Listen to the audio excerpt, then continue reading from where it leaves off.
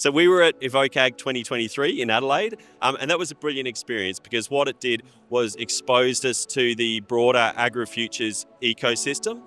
So we've been accepted into this year's Ag Accelerate cohort. So that's their startup accelerator for ag tech businesses, and it's been brilliant for us. So that's introduced us to Charles Sturt University. We've formed some excellent relationships with them and their AgriPark initiative. And I'm thrilled to say that today, in fact, we're announcing that we've formally partnered with Charles Sturt University and their AgriPark to help us with the development of VetChip's technology. So we will be embarking on a multi-year journey with them now to conduct research to help them with the clinical care of their animals in their veterinary school and to begin doing all the activities needed to commercialise our technology. So our chief executive dog here is Keith the Kelpie. So he is my family pet Kelpie. But he's also the world's first cloud-connected dog. So from Keith's chip, we can actually see in real time things like his biological parameters. So you can actually open the VetChip app here, and you can see there's Keith. You can see his current temperature, but you can also see a lot of historical information about Keith. So really useful to see whether he's gotten too hot, especially with the really hot weather that we've had lately. And in the background, we're running analysis on everything that he's reporting to our system. So if he were to get a fever, for example, or a bit of heat stroke, I would actually get a notification on my phone as his owner, and I'd know that I needed to do something then. So great for remote monitoring of animals, and it's technology like this that's just going to make such a difference to the future of animal health. So at the moment, one of our most exciting areas of development is in the thoroughbred industry. So we have been working with some of Australia's leading trainers to trial our technology. Now, we can solve a gigantic problem for them by helping them with the monitoring of their animals. So in most thoroughbred stables at the moment in Australia, it is a very labour-intensive process to monitor the health of their horses. Typically, there'll be 2 or more people who go around and check the horses multiple times a day. They'll often have to take their temperature, which involves putting a thermometer up their bottoms, writing the reading down and just doing that again and again and again.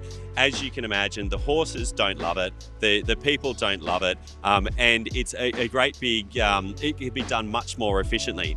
What our technology does is automatically monitor and measure those things. So rather than paying people to go around and measure the temperature of their horses and upset them in the process, we can collect that information automatically and we can push it up to our cloud environment. At the same time, we can analyze it. So if a horse does begin to get a fever in the middle of the night, we know about that immediately and we can trigger an alert so that someone can respond straight away rather than waiting till the morning round of checks. It saves them a lot of time and it saves them a lot of money because they're not paying for wages, but it's also just so much better for the animals.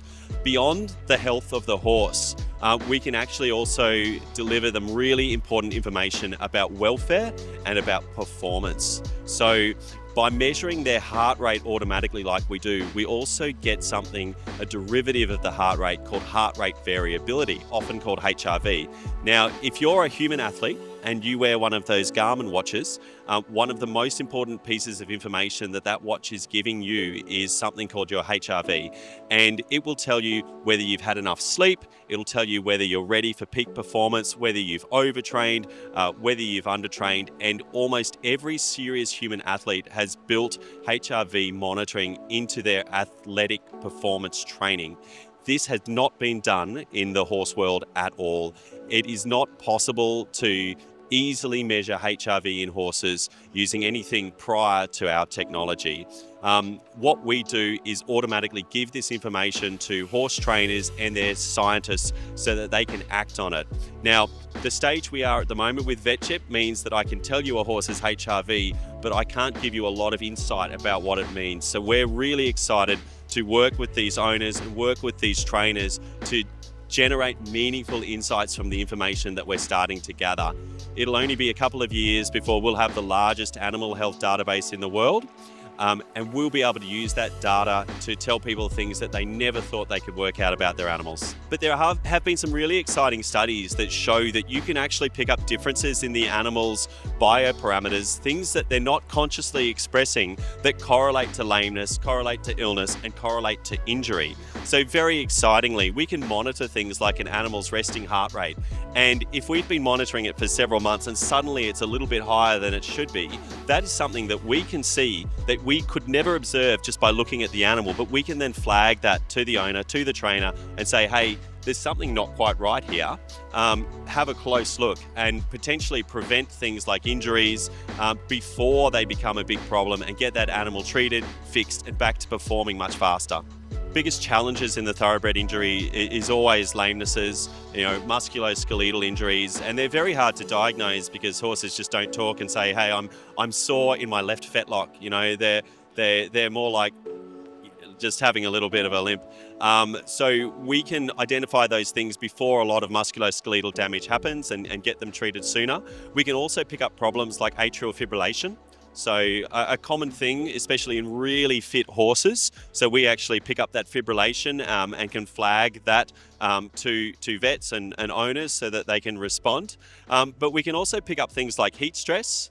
If the horses are getting hypothermic, hopefully before it leads to the exertional rhabdomyolysis or the tying up that we sometimes see in performance horses, we can actually say, hang on, this horse is getting a little bit hot. It's time to stop this training, cool it off, hose it down, give it a break, and we'll avoid all these problems later on.